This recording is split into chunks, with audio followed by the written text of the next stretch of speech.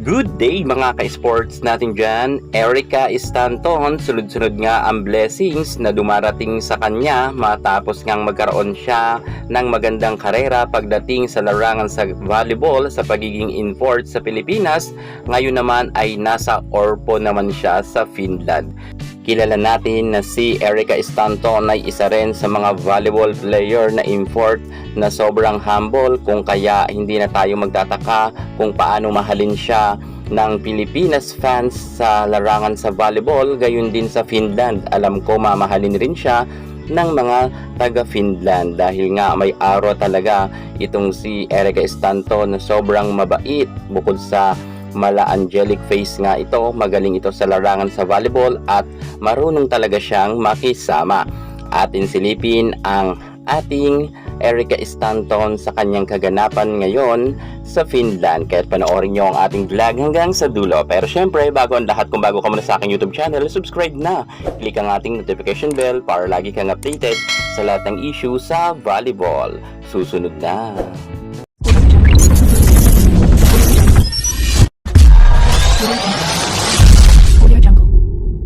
Erica Stanton, paglapag niya pangalang sa Finland ay wala na siyang sinayang pa na oras. Alam nyo ba na konting pahinga lang ang kanyang ginawa, halos oras lang nga ang pagitan, ay puspusa na agad ang paghahanda ng nasabi nating si Erica Stanton. Dahil nga alam niya na bago na naman ang kanyang makakasamang mga players at mag-a-adjust nga siya dito. Dahil syempre alam naman natin na bawat team ay may kanya-kanyang sistema. Lalo higit, iba naman ang laro sa Pilipinas at iba rin ang rules at laro rin pagdating sa Finland. At dito alam natin na makakapag-adjust naman to ng mabilis si Erica Stanton dahil kilala naman natin ito na fast learner ito at magaling naman kasi siya talaga mga ka-sports. Nasa kanya na talaga ang talent sa pagiging magaling na atleta. At syempre si Erica Stanton nga ay talagang kinahangaan ng mga taga Finland dahil kalalapag niya pa nga lang ay nagtraining na agad ito. Grabe si Erica Stanton, talagang masasabi ko na walang pahinga. Kagagaling pa lang sa Pilipinas, pagkalapag nga sa Finland ay nag-ensayo na agad ito.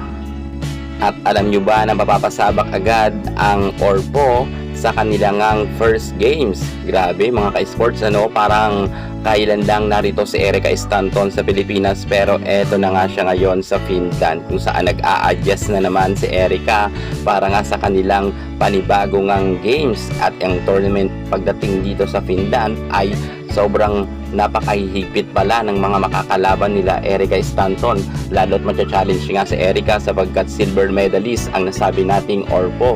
I hope na magkaroon nga sila ngayon ng podium finish ulit at masungkit nga nila ang inaasam nilang kampiyonato. Sa tingin ko naman kayang-kaya to ng team ng Urividen Ponestus or Orpo na kinabibilangan nga ngayon ni Erica Stanton.